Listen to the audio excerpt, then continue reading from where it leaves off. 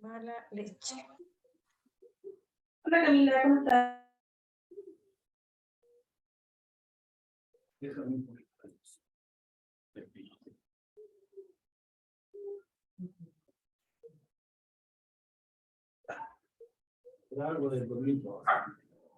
Hola a todos y todas quienes se están sumando a esta primera charla dirigida hacia empresas del desafío inclusión, de nuestro ciclo de charlas Desafío Inclusión, que es todo este ciclo previo a la Expo Inclusión de octubre, la idea donde aquí las empresas puedan compartir tanto sus buenas prácticas o cualquier tips que pueda servir a otra empresa también para poder mejorar todos nuestros procesos de selección, de reclutamiento, de entrevistas, de ley, de cuotas, de todo.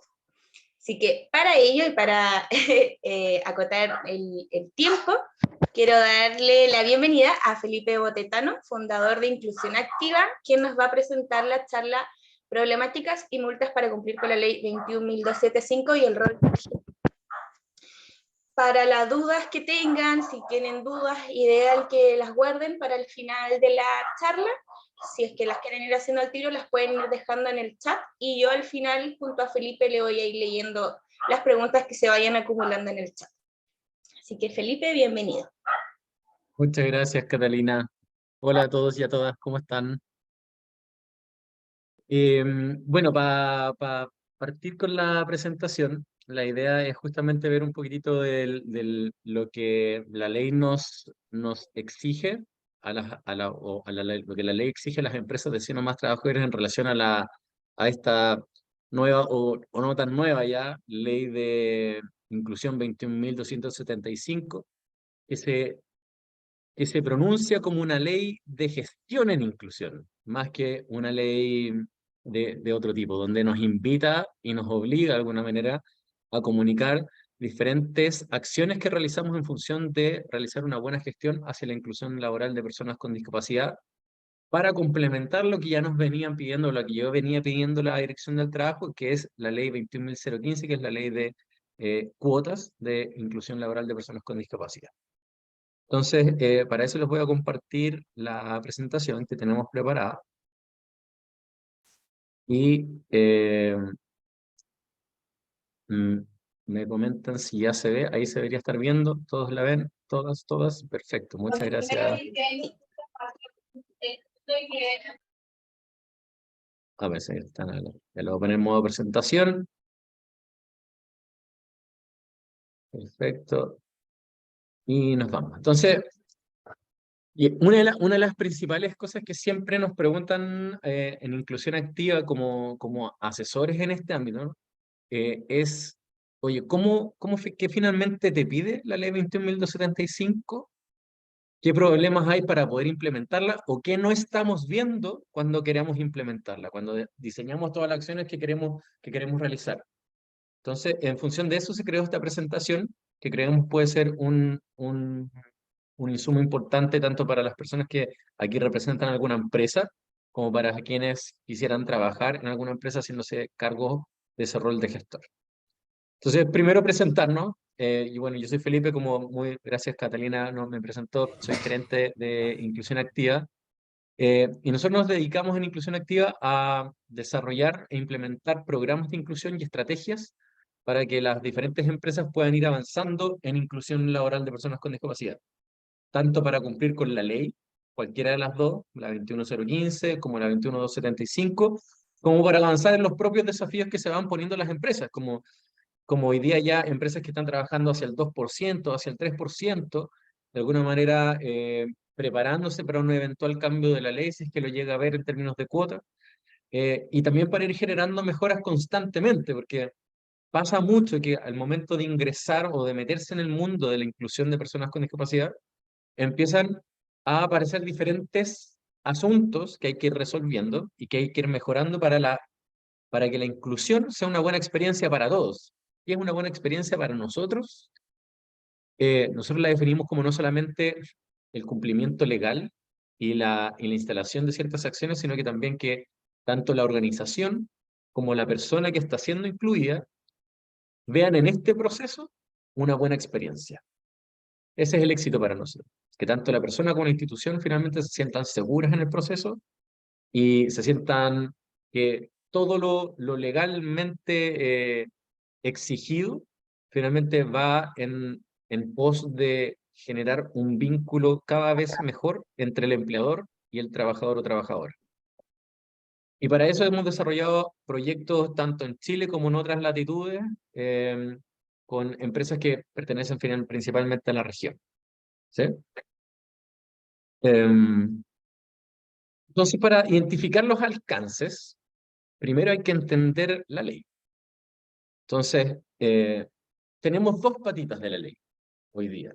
Tenemos una mirada cuantitativa de la ley, que fue la que primero salió a la luz pública, que a partir del 2018 se hace aplicable para todas las empresas, eh, y que nos dice que toda empresa de 100 o más trabajadores debe contar con una cuota del 1% de personas con discapacidad en su empresa. Pero al mismo tiempo también nos dice que existen diferentes vías alternativas para el cumplimiento. Una es la contratación de prestación de servicio y otra es la donación, ¿sí? Que hoy día está tan en boga, pero por la mala gestión. Espero que en términos de inclusión eso no sea el caso, ojalá que no, porque son muy buenos los proyectos que hoy día están siendo viables para la donación. Y producto de las situaciones que generó la aparición de la ley de cuotas, ¿sí? Y que las empresas o la mayoría de las empresas empezaran a trabajar en función de lograr un objetivo sumamente concreto que era un 1%, que era una cuota determinada. Eso empezó a generar malas experiencias o experiencias mejorables, ¿sí? Tanto para las personas con discapacidad que estaban siendo incluidas como para los mismos empleadores. ¿Qué tipo de experiencias no eran las mejores o eran malas definitivamente?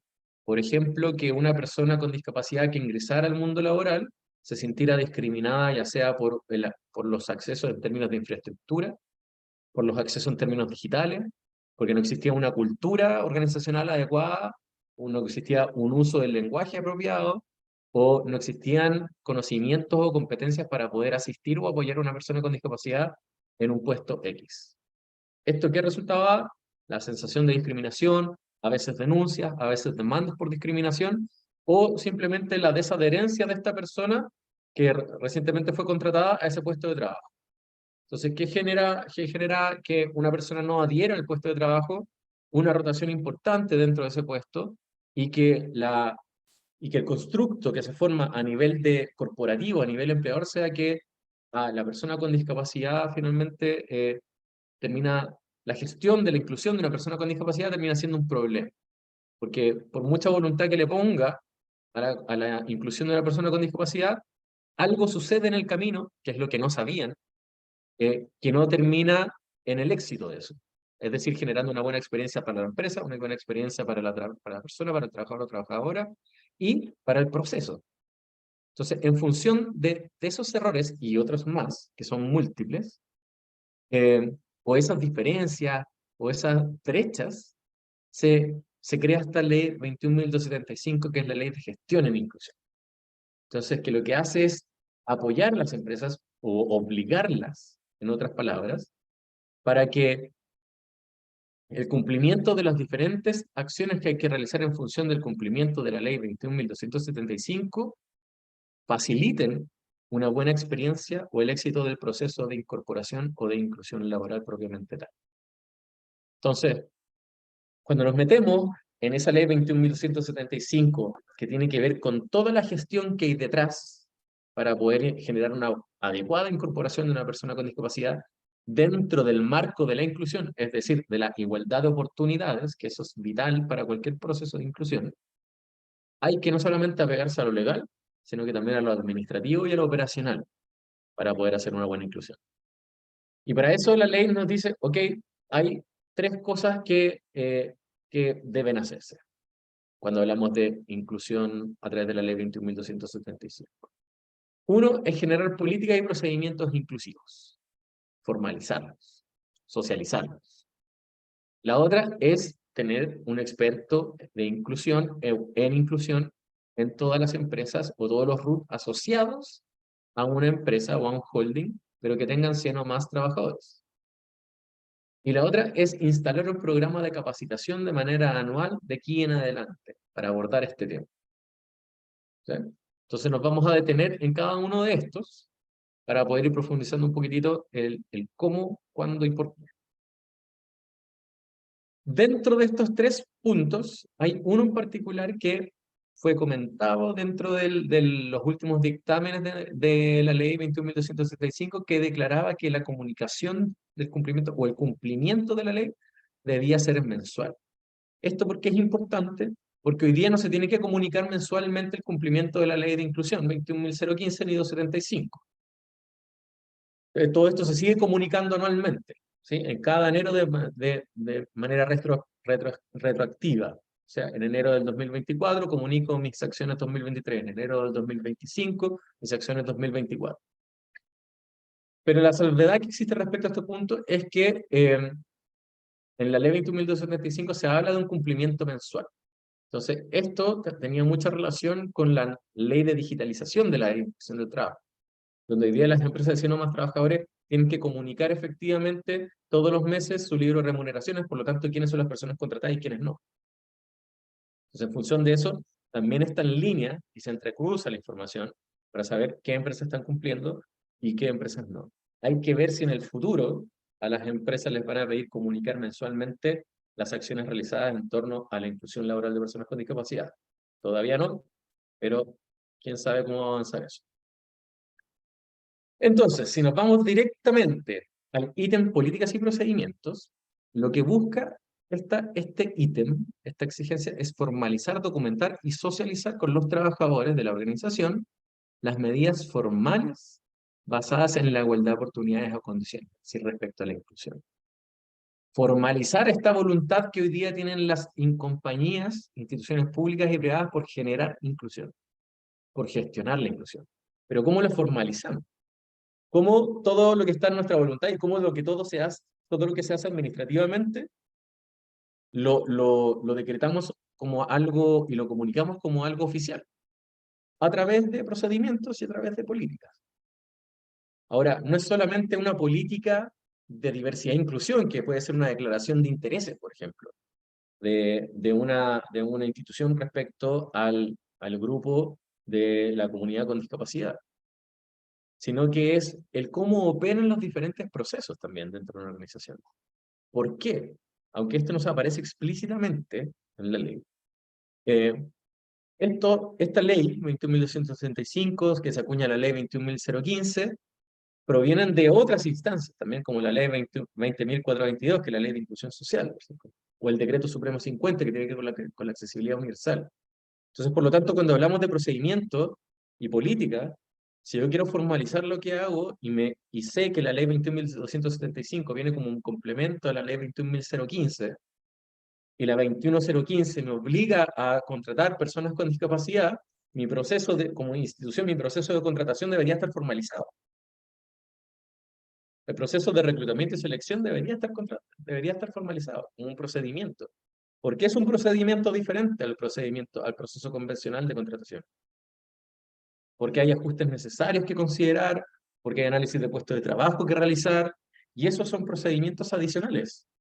Hoy día el proceso de reclutamiento y selección de una persona con discapacidad es un proceso adaptado al convencional, en pos de generar igualdad de oportunidades, no pensándolo desde la discriminación positiva, sino que desde la igualdad de oportunidades, es decir, del derecho y del deber.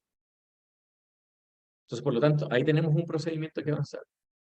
Desde la ley 20.422 hablamos de lo que promueve la 20.422 en términos generales, la igualdad de oportunidades en todos los ámbitos.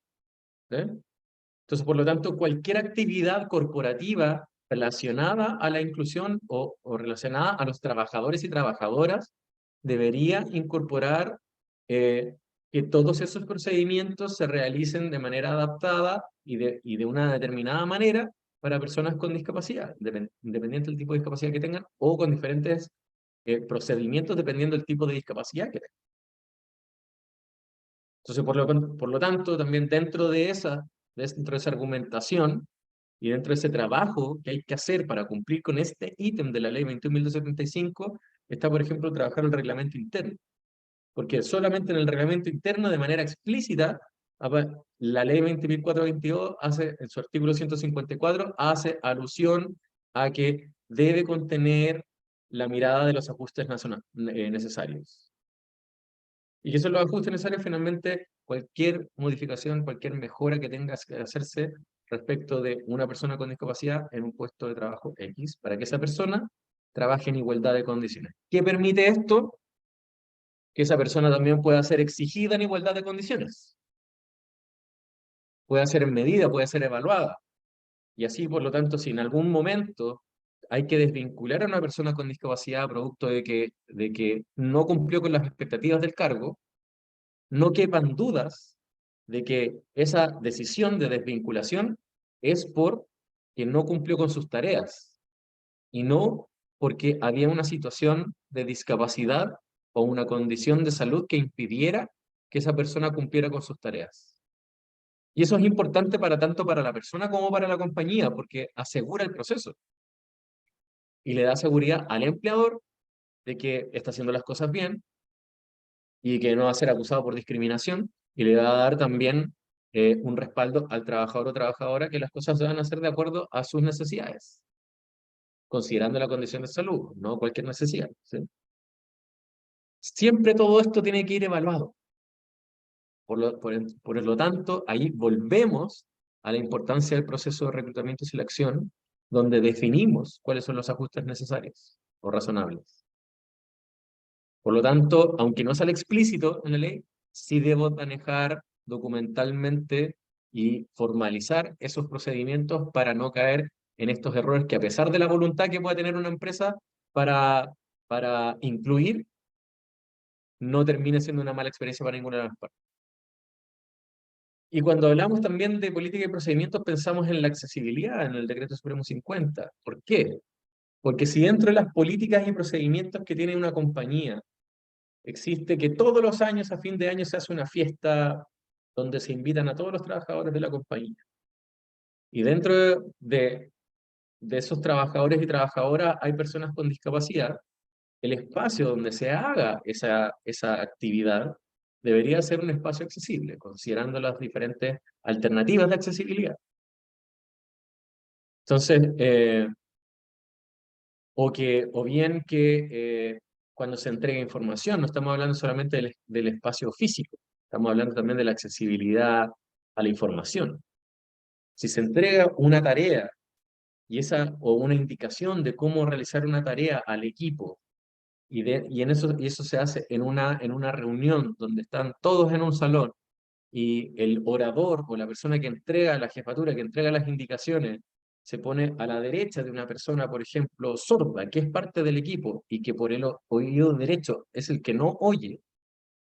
Entonces quizás esa persona no va a oír todas las instrucciones de manera clara y apropiada. Entonces, si no las escucha de manera apropiada, ¿cómo le puedo exigir que tenga esas tareas también de manera apropiada? Entonces, finalmente, la tarea del empleador y de la institución hoy día es ponerse en el caso de las personas con discapacidad que van a formar parte de la compañía y en qué cadenas participa dentro de su rol.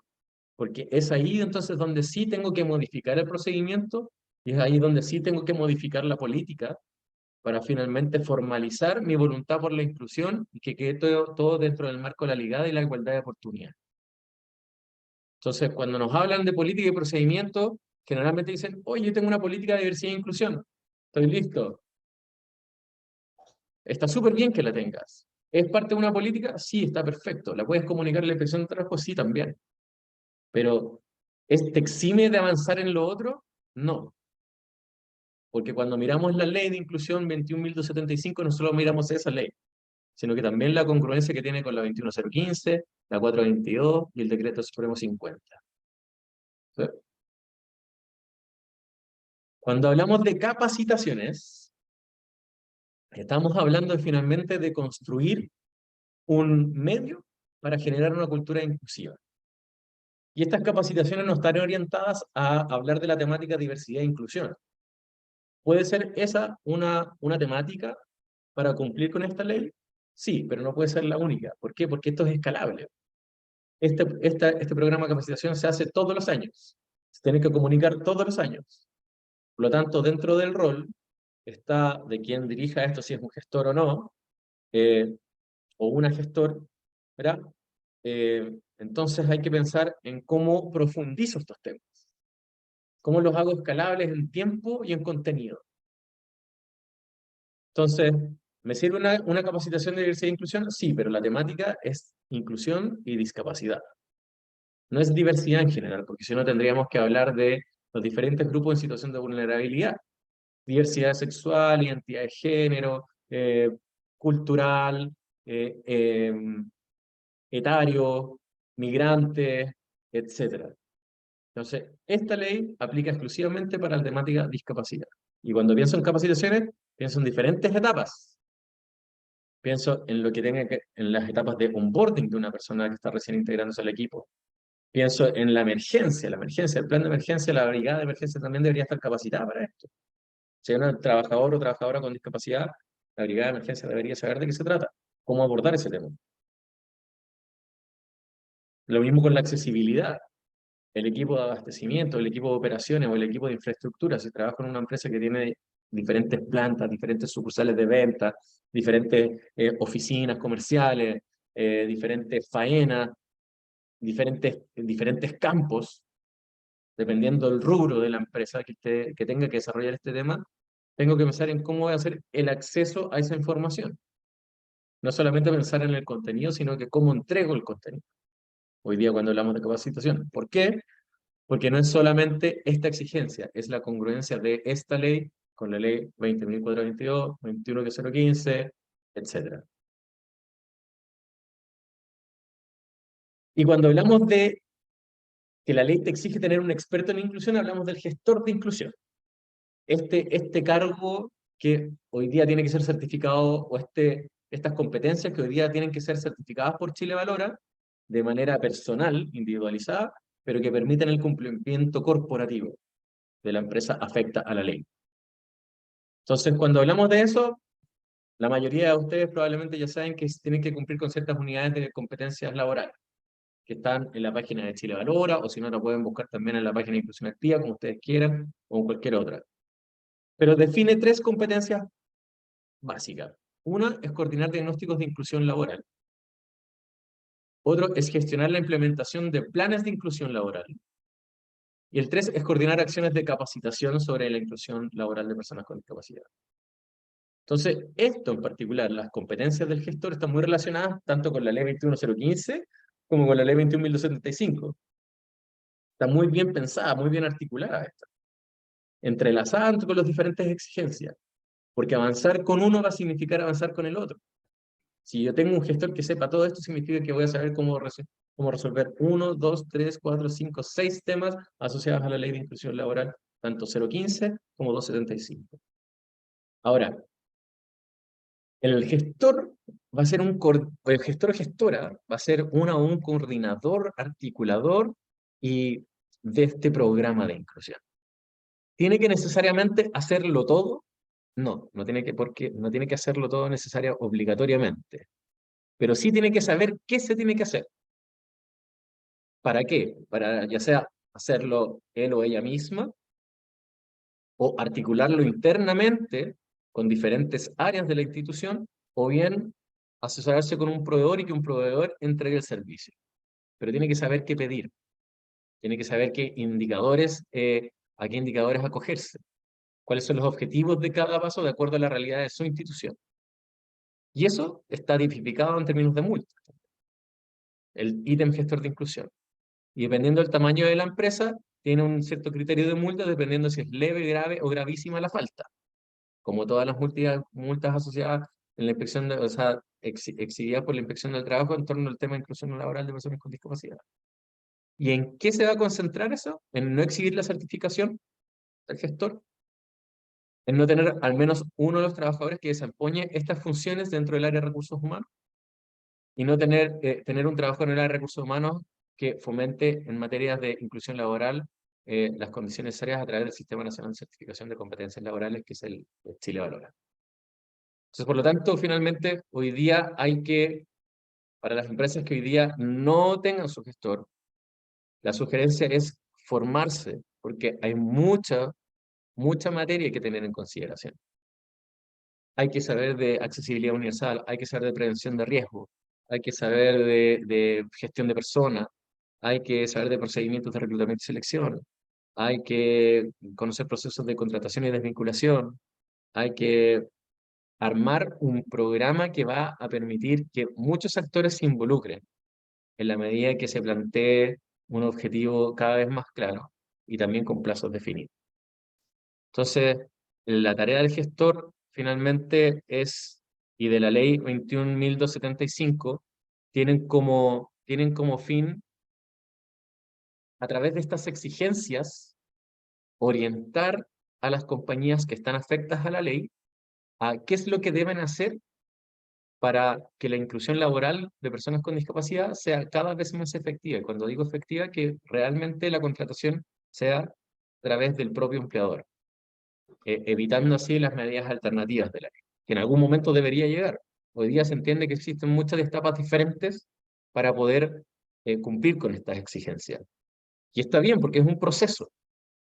Todas las empresas hoy día están en un proceso. Hay empresas que saben mucho, hay empresas que llevan más de 5 años gestionando, más de 10 años gestionando la diversidad dentro de sus equipos. Hay otras empresas que están en la mitad, a 3/4, a 1/4, y otras que todavía ni siquiera empiezan. Y tienen relación con los indicadores de cumplimiento de la ley, de acuerdo al servicio, de acuerdo a la Inspección del Trabajo, en relación con la información del Servicio de Impuesto Interno y el INE.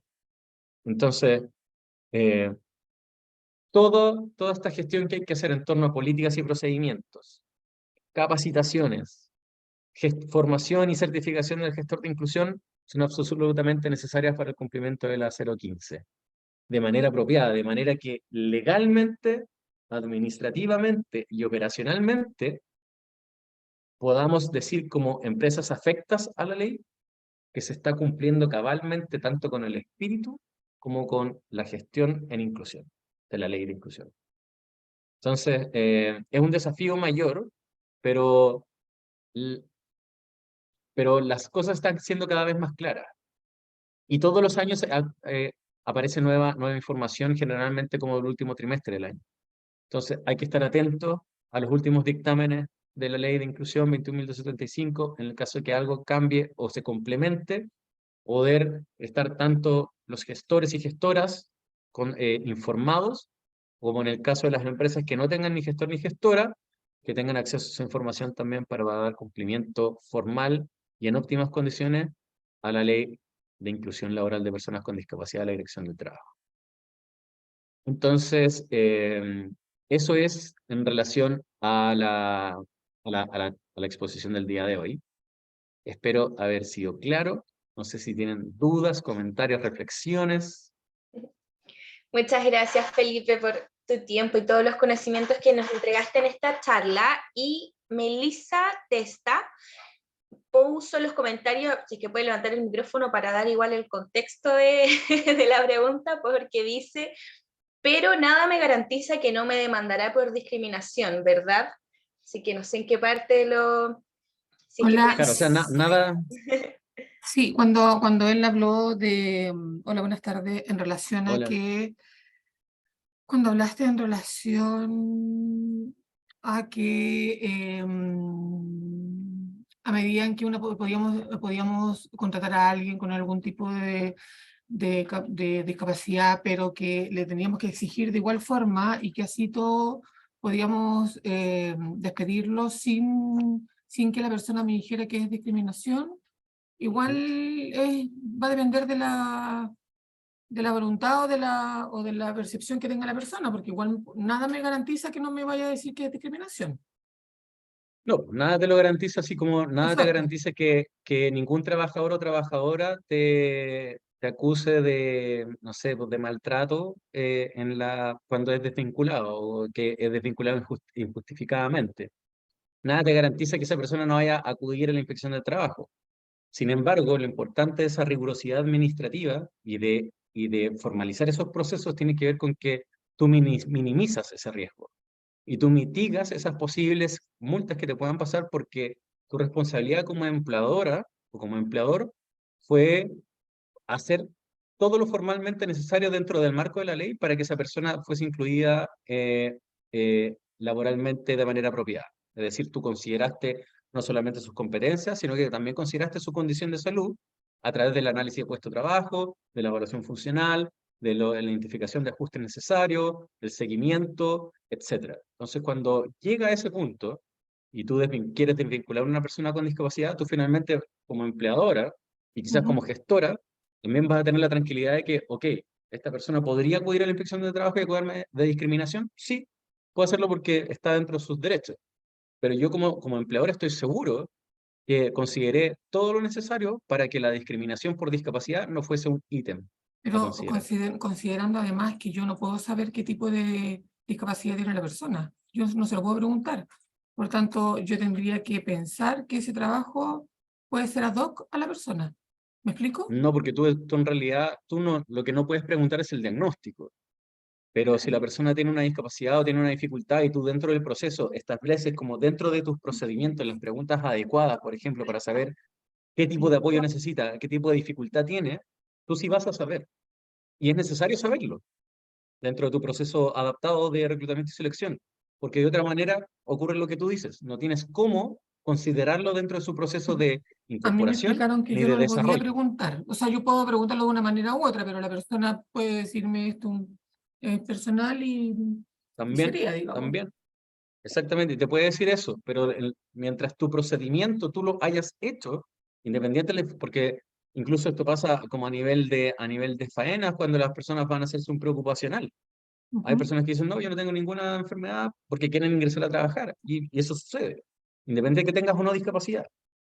Pero si ocurriera, tú finalmente, si llega la inspección del trabajo y te acusan de discriminación, tú vas a decir, oye, mira, aquí está mi procedimiento, aquí está mi carpeta del trabajador, aquí están todas las acciones que yo hice, y esta persona en esta parte de la evaluación me dijo que no tenía ninguna dificultad y lo firmamos por ambas partes.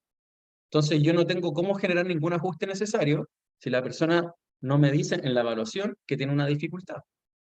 Y de eso se trata de la formalización de tus procedimientos, de que sea una carta abierta, transparente, tanto para ti como para la persona, para seguridad de ambos. ¿Sí? Ahora, para ti, por supuesto, va a ser un seguro que puede mitigar o que puede disminuir la brecha en torno a eso para efectos de una posible acusación de discriminación, ya sea por una denuncia o por demás. Gracias. Gracias, Melissa, por tu pregunta. Bueno, acá Aleida dice que tenía problemas de internet, así que sí, estas charlas quedan grabadas por si acaso, para si alguien no la alcanzó a ver o la quiere volver a ver, no hay problema. Francisca, bueno, muchas gracias, Felipe, por esta instancia, muy buena charla, muchos buenos comentarios.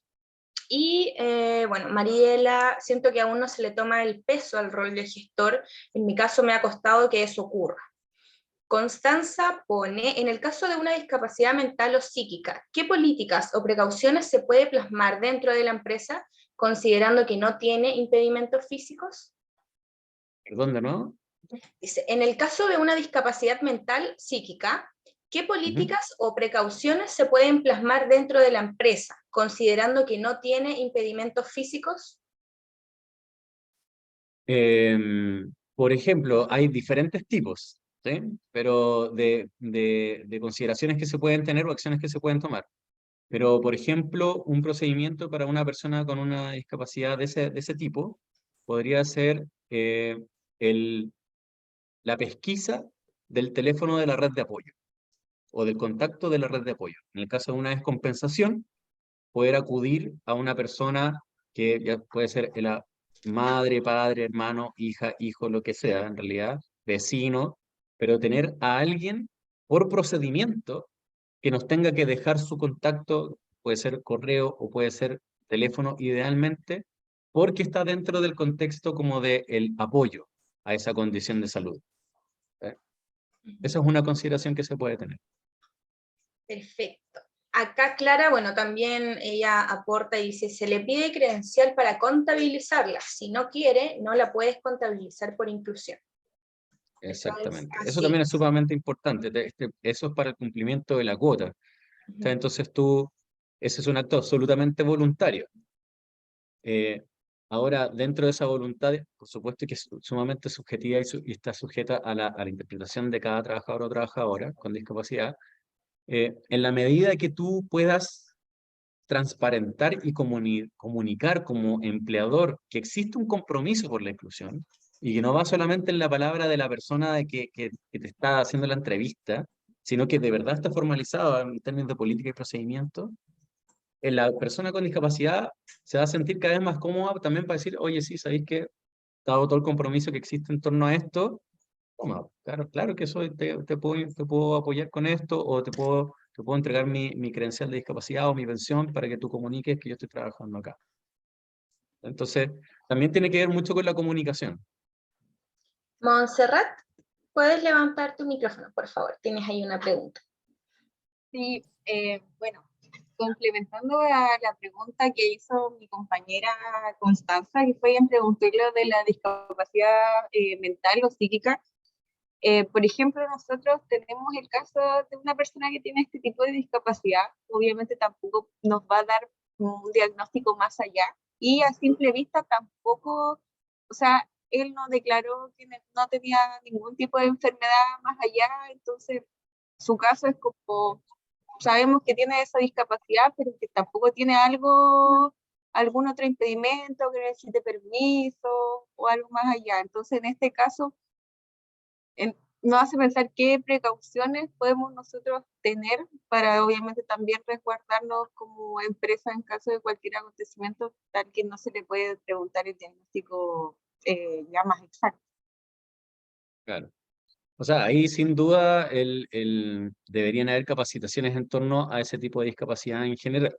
Como, aunque existen múltiples diagnósticos que están asociados a ese tipo de discapacidad y diferentes grados y diferentes tipos de manifestaciones o consecuencias, eh, es importante que los equipos donde trabaja esta persona, por ejemplo, sí sepan de qué se trata la discapacidad mental psíquica y que existen quizás tratamientos farmacológicos, tratamientos terapéuticos que hoy día son parte del cotidiano de ese tipo de discapacidad o de ese tipo de condición de salud. Y que de repente pueden existir reacciones a las que uno no está habituado si es que nunca ha tenido contacto con una persona con discapacidad de este tipo, y que puedan entenderlas de alguna manera, saber que pueden existir y qué pasa y cómo se debe actuar cuando existan, cuando se vean. Entonces, creo que por ahí podría ir una medida concreta en torno a la capacitación, que te serviría de hecho para tu plan de capacitación anual, y empezamos a unir todo, porque el plan de capacitación anual, pero hay una persona con este tipo de discapacidad incluida, entonces hago match, perfecto, ok, ya tengo en mi plan a 4 años, qué es lo que tengo que hacer en torno a la capacitación. Hoy día vamos a hablar en términos generales de inclusión y discapacidad. El próximo año va a capacitar al equipo de reclutamiento y selección, después a la brigada de emergencia, qué pasa si hay una emergencia con esta persona que tiene una discapacidad psíquica, cómo se actúa, al equipo, etcétera. Y voy generando esta línea de tiempo de acciones en torno a la capacitación. Ya, porque, bueno, en este caso, como te decía, él no ha declarado que tome algún medicamento, o sea, él solamente tiene esta discapacidad, pero no tiene como medicación o algo así. Entonces, por eso como que nos cuesta un poco saber cómo afrontarlo. Pero si no lo has dicho, yo me capacitaría igual, perdón. Entonces, independiente que lo diga, como porque no, Melissa hablaba de, claro, esta persona yo no sé cómo saber qué tipo de discapacidad tiene o cuál es el diagnóstico que tiene. En efecto, no puedo saber cuál es el diagnóstico que tiene, le puedo preguntar. Pero si accede a voluntariamente pasar su carnet de discapacidad, yo sé qué discapacidad tiene y en qué grado. Y, y ahí lo que me toca finalmente es asesorarme si es que no tengo los conocimientos para poder ver, ok, cuál es el camino que debo tomar. ¿Debo capacitar al equipo? Sí. ¿Que debería tomar contacto con la red de apoyo? Sí. Pues, si no solicité esa información porque no estaba dentro de mis procedimientos cómo lo hago para acercarme ahora, dentro del marco legal, ¿sí? Para que no sea como, no se interprete o no se malinterprete como el levantamiento de información confidencial, ni como algo, una discriminación ni positiva ni negativa, ¿sí? A la condición de salud de esta persona. Entonces, ahí las palabras y los hechos marcan mucho la diferencia de cómo se tomen todas estas acciones para la persona con discapacidad. Entonces, yo creo que lo más importante es que finalmente se note un compromiso corporativo respecto al tema y que no sea solamente la gestión de una persona o la voluntad de una persona por hacer que esto funcione. Esto, en la medida, para eso son las políticas y procedimientos finalmente, para ir formalizando este compromiso que todas las empresas deberán ir tomando en la medida que puedan también para avanzar en inclusión. Muchas gracias, Felipe y Montserrat, por tu intervención. Y vamos a ir con la última pregunta, que ¿consideras que es bueno que el gestor de inclusión sea parte de la empresa? Considero que esto dificulta el cumplimiento del rol del gestor en plenitud. Comenta Julio Arce. Mira, primero, más allá de que yo considere que es bueno o no, es una obligación. Entonces, tiene que estar. Ahora, creo que sin duda hay ciertas acciones que tienen un mayor impacto cuando son realizadas por un externo, por un tercero, dentro de una organización. Porque a veces cuando uno está dentro de una organización, el peso de la palabra o las sugerencias que uno puede hacer tienen menor impacto dentro de la organización. En cambio, cuando uno trabaja con un partner, como, no sé, a nosotros nos piden, oye, mira, ¿sabes qué? Hay personas con las que nosotros empresas con las que nosotros trabajamos donde los gestores son sumamente competentes y saben un montón de discapacidad e inclusión, y ellos mismos podrían hacer las charlas, o podría, incluso el planteamiento de objetivos y del programa de inclusión al directorio o a las gerencias cuando hay que empezar a planificar y pedir el presupuesto 2000 del año siguiente.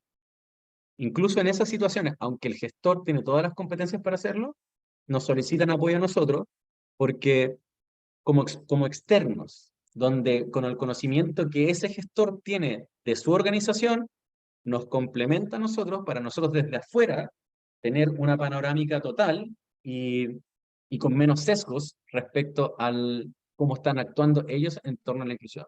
Entonces, considero que está mal, no considero que esté mal, considero que sin duda es algo positivo para la gestión de la inclusión, pero creo que el mejor match o el mejor proceso es cuando está acompañado por un tercero.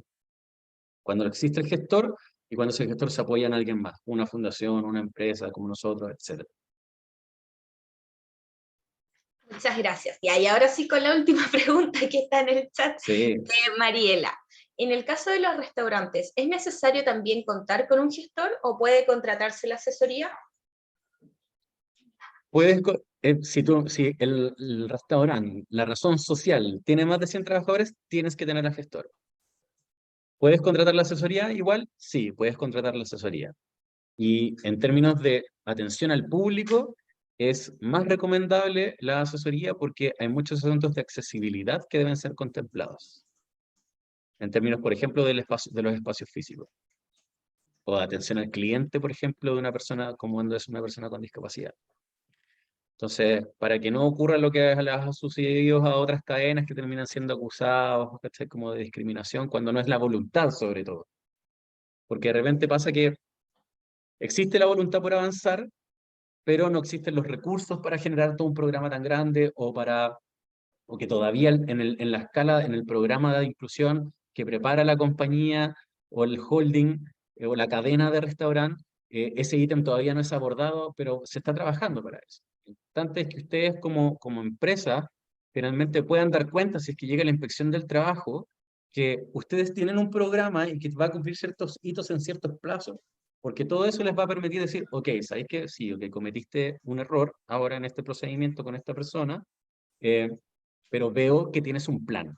Veo que esto está apuntando hacia todo, cumplir todas las exigencias de la ley. Veo que esto tiene un compromiso. Entonces, por lo tanto, sabéis que no te va a pasar la multa o va a ser una multa menor en vista de la consideración de que estáis haciendo todo lo posible por avanzar. Entonces, debes tener a un gestor de inclusión, pero igual que la respuesta anterior, sugeriría que partas por la asesoría y mientras ese gestor se forma y se va también como va también aprendiendo de todo lo que esta asesoría te puede entregar también. Perfecto. Muchas gracias, Felipe, y bueno, muchas De gracias nada. a todos y todas quienes se sumaron, quienes nos acompañaron, quienes se inscribieron. Recordarles que las charlas de Desafío Inclusión para Empresas van a ser todos los miércoles hasta que empiece la Expo Inclusión, así que todos los miércoles entre 3 y 4 de la tarde, ahí va a ir dependiendo un poquito del speaker igual, puede que nos reunamos 3, 4 de la tarde con distintas temáticas dirigidas a empresas. De todas maneras, igual les vamos a hacer llegar un email marketing cada semana anunciando la charla para que se puedan inscribir. También les voy a dejar en el chat mi correo y el correo de Expo Inclusión, por si quieren, hay alguna duda, cualquier cosa que requieran, me pueden escribir ahí sin problema. Muchos nos estaban pidiendo esta charla, va a quedar grabada, la vamos a subir en el canal de YouTube, también se las vamos a compartir a Inclusión Activa por si ellos también la quieren compartir en sus redes, obviamente. Y el viernes, de aquí al viernes probablemente va a estar arriba, así que ahí la van a poder volver a compartir y ver cuántas veces quieran. Felipe, muchísimas gracias, obviamente, como siempre, por tu tiempo y porque, bueno, Inclusión Activa nuevamente nos va a estar acompañando también en la estación Mapocho, así que ahí nos pueden ver también. Sí, ahí vamos a estar también. Y Así también que para todos los eso. que quieran ahí escribirnos y resolver alguna duda, también están todos nuestros canales disponibles para cualquier cosa. Muchas gracias a ti, Cata, por el espacio también y por el tiempo y la gestión aquí de todo el conversatorio. Gracias a todos, gracias Cota, igual que está ahí atrás en producción. Así que muchas gracias a todos y nos vemos un próximo miércoles, que esté muy bien. Chao, que les vaya bien.